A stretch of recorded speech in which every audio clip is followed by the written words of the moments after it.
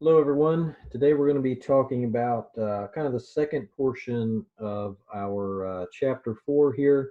As you know, we've gone through the peristernal protocol. Today we're going to be going through the apical protocol as well as the subcostal and the suprasternal notch. So, really after going through the peristernals, you're almost about 50% of the way through your entire echo. So the majority of it happens in your apical views. After that, we get a few images subcostal and a few suprasternal notch, and then that's going to be it. So once you're able to get through your peristernals, you can just kind of think to yourself that you're close to being about 50% of the way through. We get a lot of information out of our apicals, particularly our four-chamber view.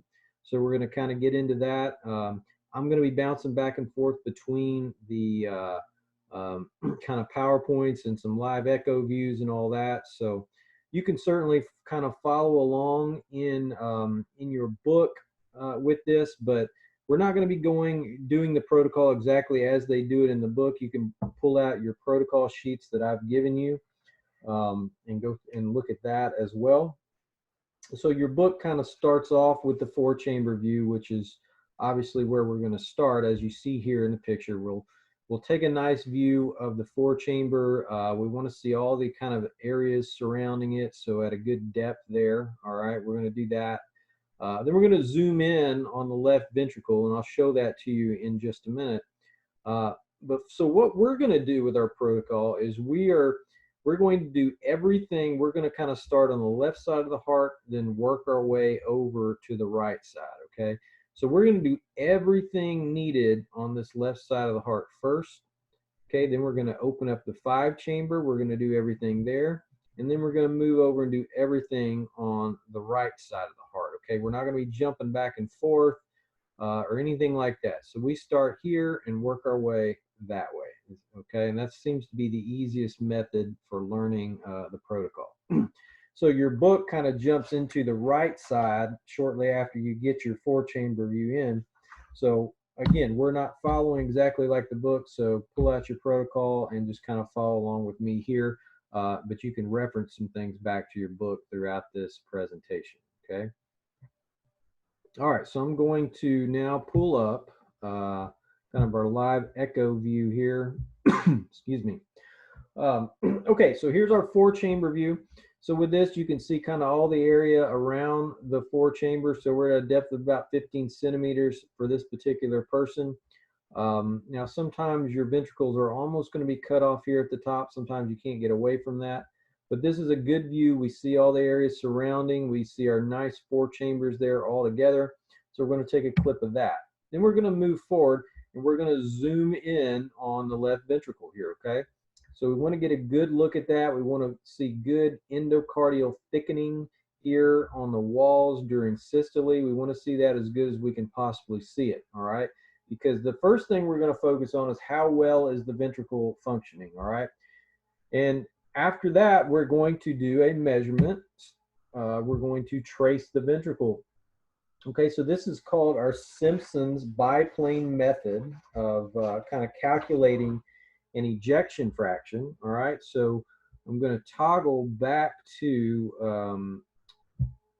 our PowerPoint presentation for just a second here, and we're going to go forward a bit, and I'm going to find this page where we talk about that right here.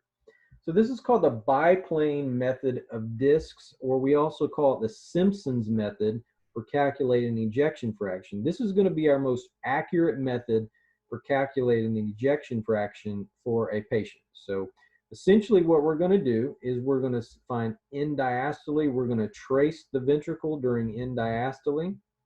Okay, and then we're going to move forward to systole and we're going to trace it again, all right? And by doing that, our machine is going to give us a calculation. It's going to give us an end diastolic volume here, and it's going to give us an end systolic volume, all right?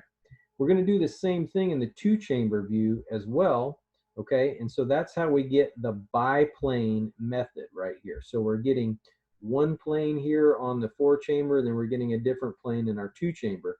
That's giving us our biplane method of discs, or biplane Simpson's method of calculating an ejection fraction. That's the most accurate method that we're going to use. All right, let's go back to our echo image here. So as you can see with this view, we are tracing the walls of the ventricle. We try to stay right in line with the endocardial border during diastole. And as you see here, it's calculated our end diastolic volume as 110.90 mLs. We're going to scroll forward to end systole, and we're going to look at those walls again, and we're going to trace them again. And that's going to give us our end systolic volume, okay? And again, once we get to our two-chamber view, we're going to do this as well. So it's important here that we can see all the walls of the ventricle really well. So if there's areas where we can't see the walls of the ventricle as it's pulling in and squeezing, then what we're tracing, we're simply guessing at what we're tracing, which is not a good thing to be doing, all right? So in those cases where we can't see the walls of the ventricle as well as we would like to in certain patients, we do have echo contrast agents that we can use. And what it does is it brightens up the chamber of the heart, and then we can see a nice border between the chambers and the walls of the heart, and that helps us get a better idea of how well those walls are functioning, and allows us to trace them better too if we're doing a Simpsons. All right. Now moving forward, during systole, we're also going to trace the left atrium. All right. Now, anytime we're doing atrial measurements, we always do them during systole, because during systole, that's when our atrium are the biggest, all right? So anytime we're measuring either atrium, we're always do it during systole, okay? So right here, we simply trace the left atrium during systole, and that also gives us a left atrial volume. So a very important measurement for looking at the left atrium. This is our most accurate method of seeing the size of our atrium. Even though we measure it in a parasternal long axis view, this view, along with, we combine this with our two-chamber view, similar to what we do with the ventricle, and that gives us a biplane view of the left atrium. That's our most accurate measurement for looking at left atrial size. And when we do this, we want to be sure not to kind of dive down into our pulmonary vein here. So we kind of stay right along this area. We don't want to get into this pulmonary vein over here. Sometimes you can see the left atrial appendage over here. We don't want to get into that either. So we kind of stay right in line with what we see to be the true left atrium, and don't get down into any of those vessels when we do that. All right, now I'm going probably out of protocol just a bit here. I didn't have the protocol in front of me when I was doing this echo. So a few things on the 4-chamber here on this left side, maybe a little bit of out of order on your protocol that you have, but for the most part, everything is pretty much in line, other than a few things here. Okay, so we're going to put color over the mitral valve. All right, we're looking, make sure we've got good flow through the valve. It's opening properly. Looking for any regurgitation when the valve closes. We got a little trace amount, that little blue jet right there. There's a little MR, very trace, no big deal at all. All right. Also, as you can see here, my color box is nice and narrow. We want it to be big enough to cover the structure that we're looking at, but we also want to try to keep it as narrow as possible so our frame rate stays up. So my frame rate's about 24 there. Okay. Doesn't matter how long that box is. We want this box to kind of go into the ventricle. We want it to show the atrium as well. So we want to keep our color frame rate somewhere above 16 or 17. So we want to keep this box as narrow as possible, but still cover the structure that we're looking at. All right.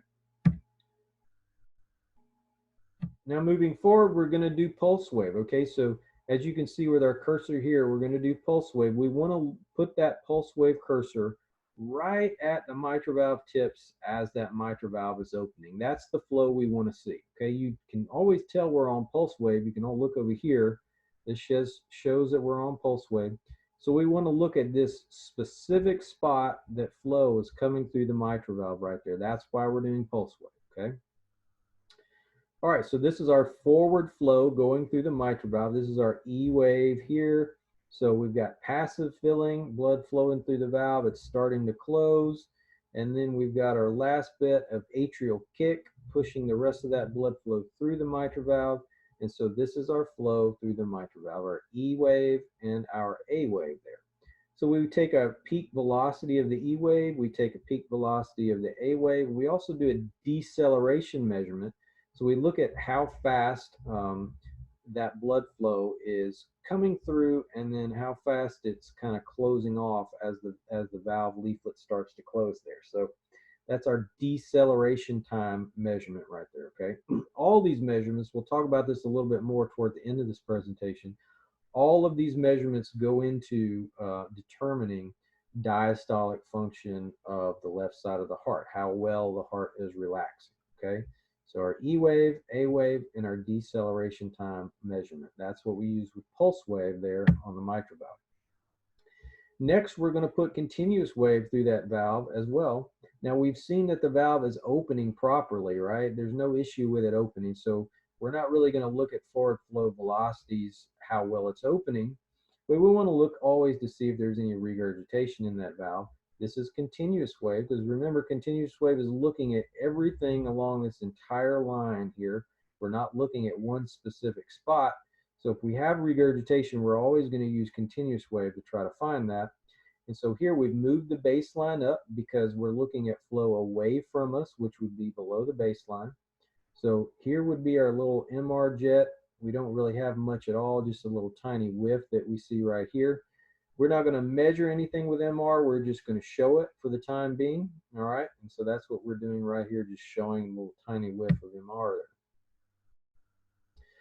Okay, next thing we're going to do, we're looking at color flow here.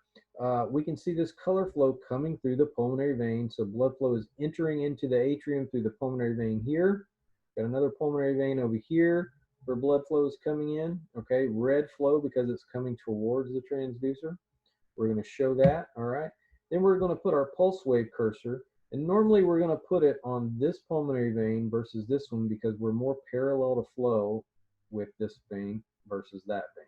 Okay, and so we're going to stick our pulse wave cursor right there, right where that flow is coming into the atrium, and we're going to see our flow through the pulmonary vein right here.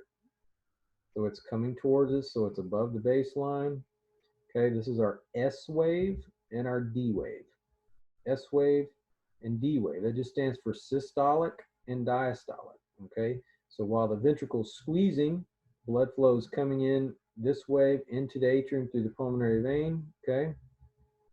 And then while the ventricle is resting, this is the blood flow coming into the atrium through the pulmonary vein. So S wave and D wave. And we're just going to show those waves. We're not really going to measure a whole lot for those, okay? Next thing we're going to do, we're going to put tissue Doppler over the mitral valve, okay? So tissue Doppler with this, we're looking at how the tissue around the mitral valve is moving during systole and diastole, okay? So specifically, we're looking at the mitral valve annulus in these views. So here's our medial annulus, here's our lateral annulus. So during systole, the annulus should be moving up, and diastole, the annulus should be moving down. So as the valve opens, the annulus moves down, the valve opens, valve closes, they move back up during systole. So we want to pay attention and look at how well these annulus are moving, okay? That gives us a good idea of diastolic function, all right? So that's one parameter we look at for that. So to do that, we're going to keep tissue Doppler on, and that's just a button on your machine that you turn on, okay? And we're going to put our pulse wave cursor over our lateral annulus here first, and we're going to look at this. So this is motion of the annulus, okay? So this is diastole. Annulus is moving down as the valve opens, okay? It starts to close. Then this is our atrial kick as the annulus moves down once again. So this mimics what we see with our mitral inflow going through the valve, okay? So we call these because it's mimicking what's happening through the valve. This is our E prime wave and our A prime wave instead of our E and A waves that go through our forward flow through our valve. E prime and A prime. So this is the annulus moving down during diastole right here. And we measure this E prime wave. Okay, that's the main thing that we're going to measure. Don't really care about a whole lot else here. Measure our E prime wave. Okay, we're going to move our cursor over to the medial annulus, and we're going to do the same thing. Again, E prime wave, A prime wave, E prime, A prime. We're going to measure our E prime there, okay? We measured that. Our velocity for that is 0.13. It gives us a calculation of our E to A prime. And this is another measurement that we look at when we're trying to determine diastolic function. We'll talk about that a little bit at the end of this chapter, but we're not going to dive too deep into diastolic function right now because it gets very complicated. Now, so we have done everything we need to do on that left side of the heart right there, okay? So now we're going to move over. Now we're going to open up our 5-chamber, and we're going to see that aortic valve. Take a picture of that. We're going to put color through that valve, all right? We want to see that valve opening. We want to see color flow going through it. Next thing we're going to do is we're going to put continuous wave through that aortic valve, okay? We want to see our forward flow going through the aortic valve like we see here with these envelopes, right? So here's forward flow going through. Now what you see right in here, this is kind of what we call mirror imaging artifact. So this is basically mirroring what you see up here. This is nothing. This is just kind of artifact, okay? So what we're looking for are these kind of triangular waveforms here. This is our forward flow through the aortic valve, all right? Now, you can also, with continuous wave in this view, you want to look for regurgitation too. We didn't see any regurgitation in this particular person. If you did see it, you would see a waveform, kind of a ski slope up here, but we don't see it, so we're not all that concerned about it for looking at it for this person because you didn't really see anything, okay? What we're going to do is we're going to take a measurement here. We're going to trace this envelope, okay? This is called an aortic valve VTI. That stands for velocity time integral. So it's just looking at your velocity over this particular period of time, all right? And by doing that, our machine is going to give us aortic valve velocity, a max velocity, okay? It's going to give us a peak max gradient. It's going to give us a mean velocity and a mean gradient across that valve. And it's going to give us the aortic valve VTI measurement too. So we're going to get a lot of information just by tracing that waveform there, okay? And another thing we're going to do, so we did continuous wave through there. Next, we're going to put our pulse wave cursor right in the LVOT just above the aortic valve. So the aortic valve is going to be right in here.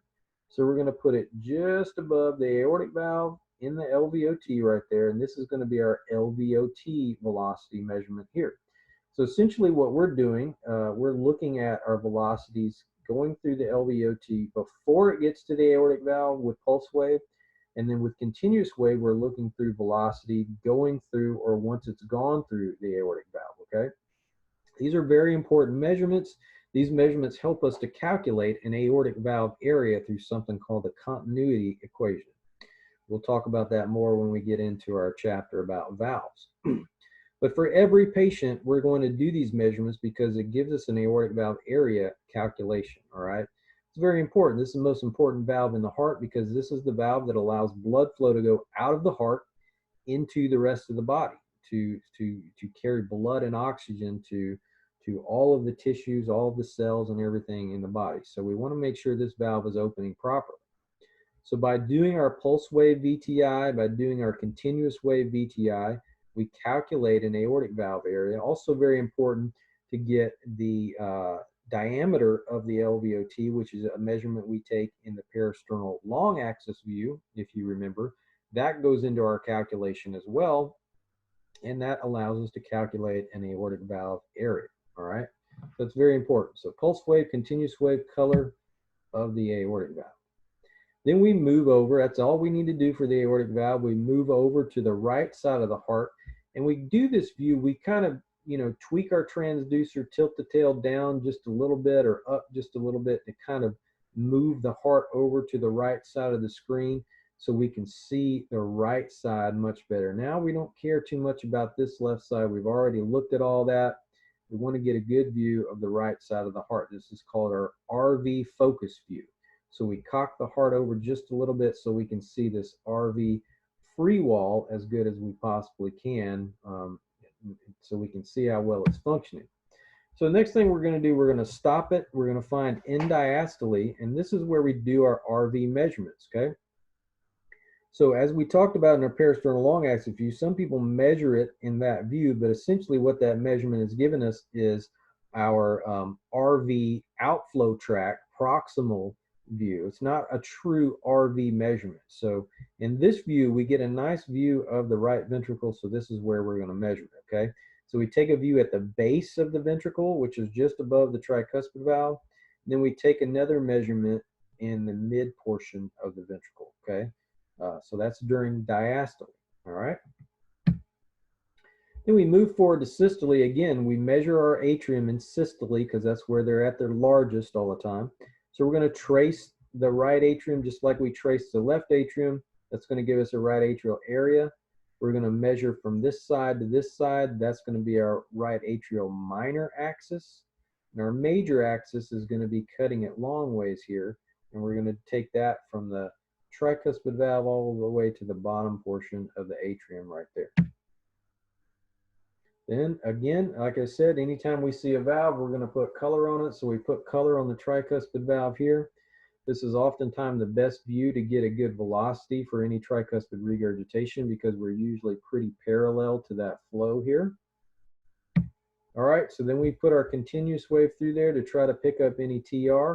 So we move our baseline to the top because we're really looking for what's happening below the baseline here. You don't really see any. If we did, we would see a nice filled in envelope here that we don't really see. So nothing really there to measure. So we just take a picture of it, okay? Then we're going to move forward to something called TAPSE, and your book talks about this measurement a little bit on page 88, so you can read about that a bit. TAPSE stands for tricuspid annular plane systolic excursion.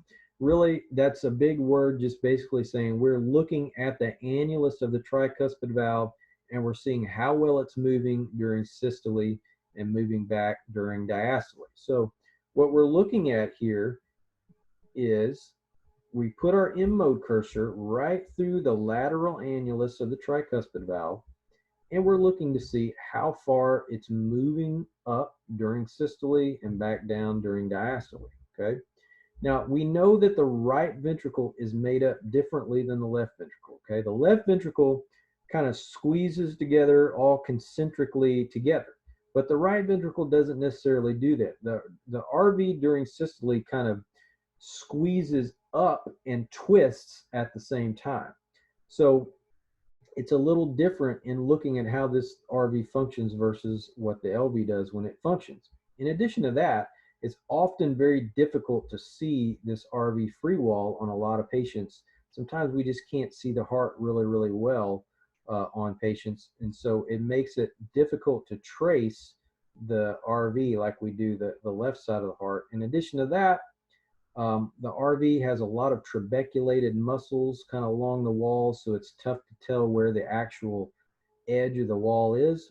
So one of the best measurements that we can do to look at RV function is to do this TAPSE. So we put our M-mode cursor through that annulus, and basically here we go. So systole, our annulus is moving up. Here's the edge of it. Diastole, systole moving back up. Diastole, systole again. So we look at this line for our annulus. We put our cursor there. We measure all the way up to the peak edge of systole. So this is our TAPSE measurement, and this gives us a good idea of how well the RV is functioning. Okay. In addition to that, we will put our tissue Doppler on once again. We'll put our pulse wave cursor right over where this annulus is. And now the difference between what we look at on here as versus when we did tissue Doppler on the left side, we look at systolic function versus diastolic. Left side, we were looking at diastolic. We were looking down here, what happens during diastole. The right side, we look at systole. So this is our systolic movement of the annulus here. Here it is again. Here it is again, okay?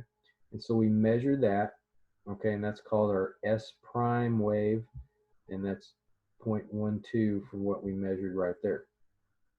So in looking at our M-mode TAPSE measurement, our S prime with tissue Doppler, those two measurements are good indicators for us to evaluate RV function to see whether or not it's functioned properly, okay?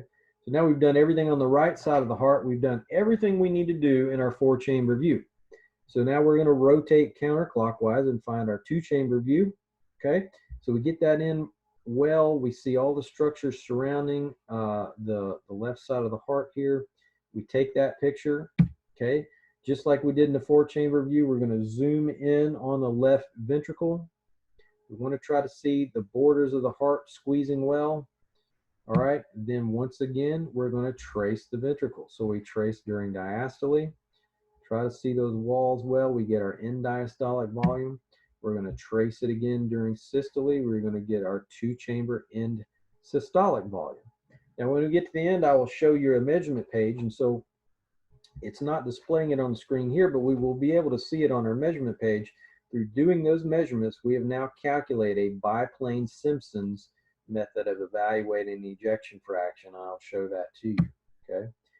After that, just like we did in our 4-chamber view, we're going to trace our left atrium during systole.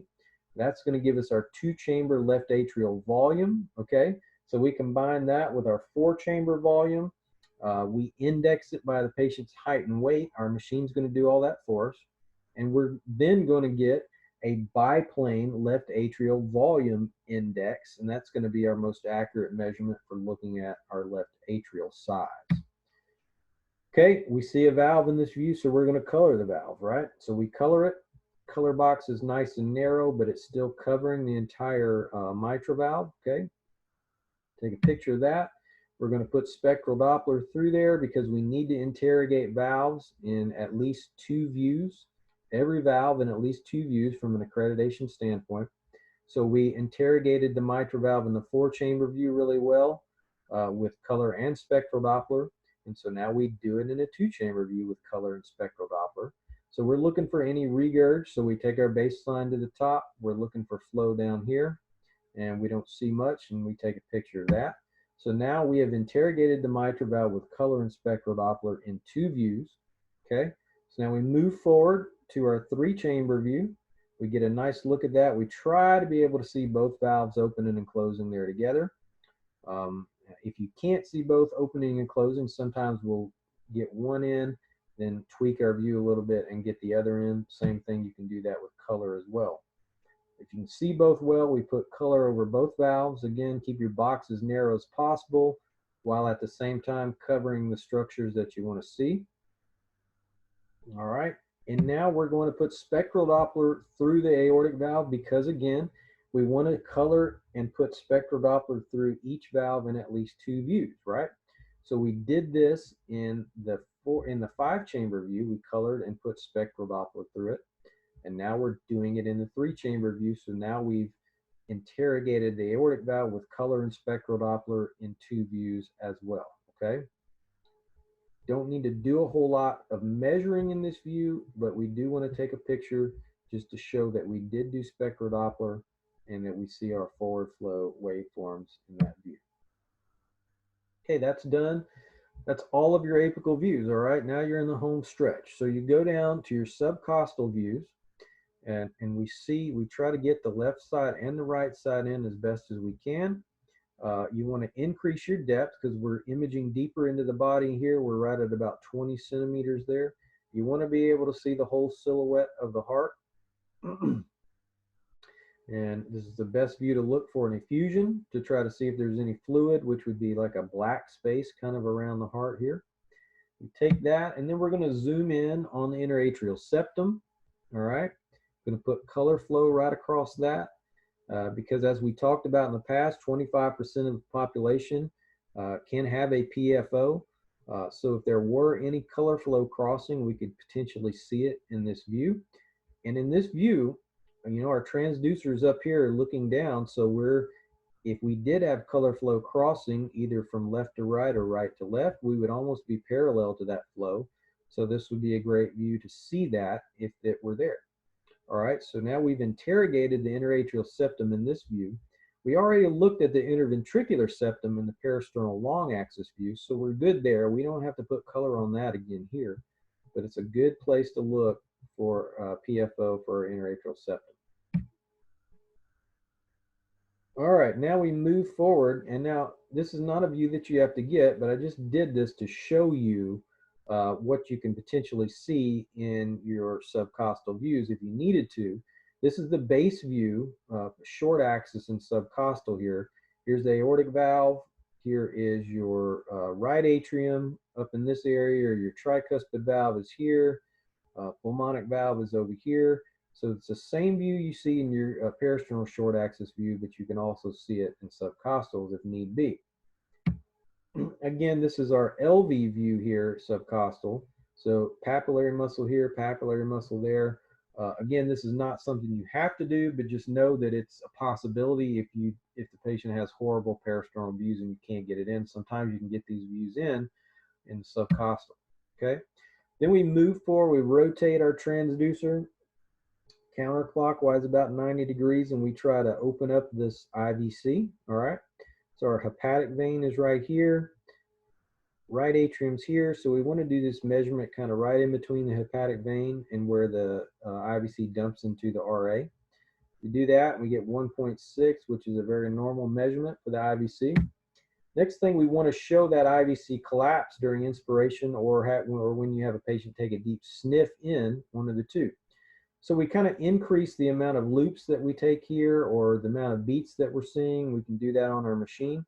And we want to see the IVC nice and open, and then we want to be able to see it collapse during that sniff, and then we want to see it open back up as they release, just like you see here. And this is a visual estimation of this, so we want to see that it collapses 50% or greater. We don't really typically measure that. It's just a visual thing. Now, some people sometimes put an M-mode cursor through there. It kind of helps us to make a good measurement of that if we really need to see that it's going 50% one way or the other. But for the most part, we just take this picture and we take a visual of it to give us our estimate 50% or greater. All right. Then we can also kind of, if the lab that you're in requires it, we can look down at the descending aorta. It's not something that's mandatory to do. This just really depends on the lab you're in, whether or not you even look at the descending aorta there. We go up to our suprasternal notch after that. So that's everything with our subcostal views. Now here you can see the arch, the descending aorta here. Most of the time you're not going to see the ascending aorta over here very well. Sometimes you can see it really well. Just kind of depends on the patient. But the main thing you want to see is this descending portion of the aorta right here. So we do see our vessels here. So this is our innominate or our brachiocephalic artery. We see our left common carotid right here. And we see our left subclavian artery coming off right here. All right, and then we're going to put color flow over that. We want to see flow coming down through the descending aorta well there. Then we're going to put spectral Doppler on it. Some labs put continuous wave, some put pulse wave, some do both. Just depends on the lab you're in. We don't necessarily have to measure this. We just kind of show it. Okay, now if it were a really high velocity, we might measure it, but as long as we're sticking in there somewhere around about 1 centimeter per second, you know, or sorry, 1 meter per second or 100 centimeters per second, it's perfectly fine. We just take a picture of that. Here's pulse wave that I put, so we're kind of right at the beginning of the descending aorta, what we would call the aortic isthmus right there. And we take a velocity there, and it's normal, so we don't really need to measure anything. And so we're really looking for a coarctation here, which would be a narrowing of the descending aorta. Okay, if it is narrow, we would see a very high velocity going through here. So we try to evaluate that on every patient. Okay, so like I said, then we get into our measurement page. Most labs will have you take a picture of all your measurements that you took, just for an easy reference if the physician has to go back and look at a measurement. So here's everything that we took right here, all of our 2D measurements. Now, going through here, like I said before, we can take a look at all the measurements that we took for our Simpson's EF. So we've got our end diastolic volume in 4-chamber, end systolic volume in our 4-chamber, end diastolic in our 2-chamber, end systolic in our 2-chamber. Those 4 measurements are going to give us our calculated ejection fraction. So you look down here, EF, Simpson's biplane, we calculated our EF at about 63%. which is perfectly normal. That's a good ejection fraction. It also gives us a stroke volume by doing that. So our stroke volume was 61 mLs per beat. So stroke volume is the amount of blood being ejected every beat. So we get that out of there. So we get a lot of good information out of all those measurements that we took, okay? Here's everything we did for the mitral valve, our E and A velocities, our deceleration time, all those things. So pretty much every measurement we've taken are going to show up on our measurement pages, and we will be able to see all of those at the end of our echo. So the last thing that we want to go over a little bit, I want to kind of take you through a little bit of the diastolic function stuff that they talk about. Again, we're not going to get too in depth with this diastolic function, but I just want you to know that a lot of the measurements that we do in the 4-chain review, looking at the mitral valve, all of those are going to give us an idea of diastolic function, because again, we do want to know how well the heart is squeezing. That's the most important thing, but the heart needs to be relaxing well too. So all those measurements will kind of help us to determine that. All right. And this is all in your book on page 106 too. So again, we want to look at these things. So mitral inflow, our E and A wave, we get a good idea of how well the heart's relaxing based on how well blood flow is flowing through the mitral valve during diastole. So those measurements are important. Our tissue Doppler, would you say TDI right there, tissue Doppler of mitral annular motion, that is very helpful. We look at the motion of those annulus during diastole, because we know as the heart, as diastolic function gets worse, the heart becomes non-compliant. It begins to not move well during diastole, right? And if it's not moving well during diastole, then the annulus of the mitral valve is not going to be moving well either. So that's one of the reasons why we take a look at that. Our left atrial volume index that we did is another parameter we look at for diastolic function, because if the LV is not relaxing well, pressure in the left atrium is going to build up and it's going to dilate. So that's a big part of it.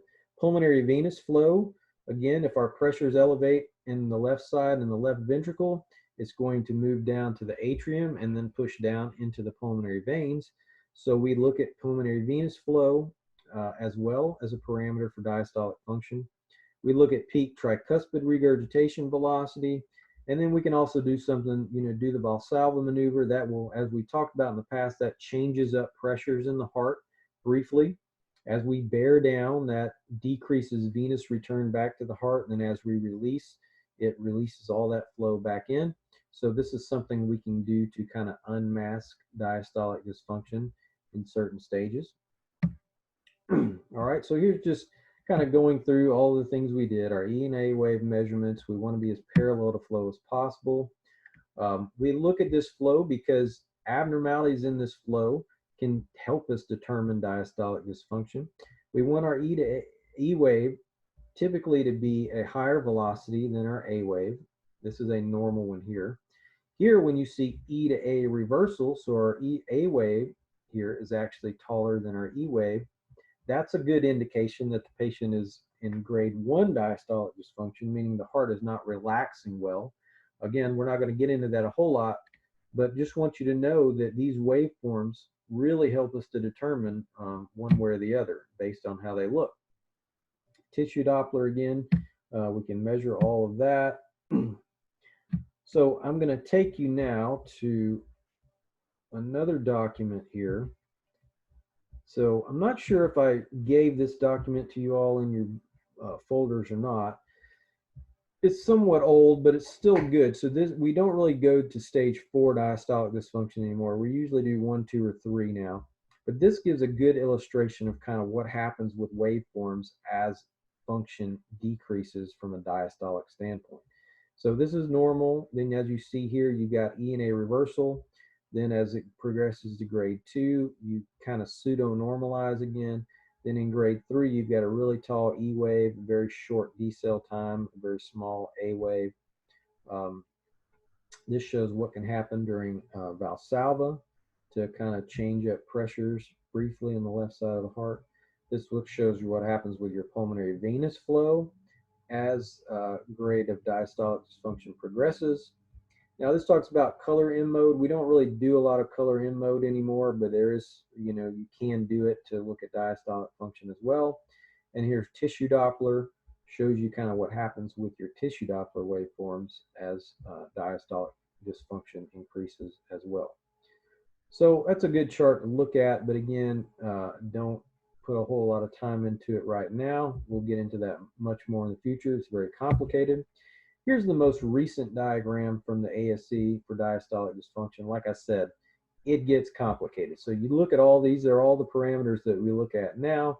Based on what you find, it can shoot off in a couple of different directions there. And then based on that, we go down to this one, which is even more complicated.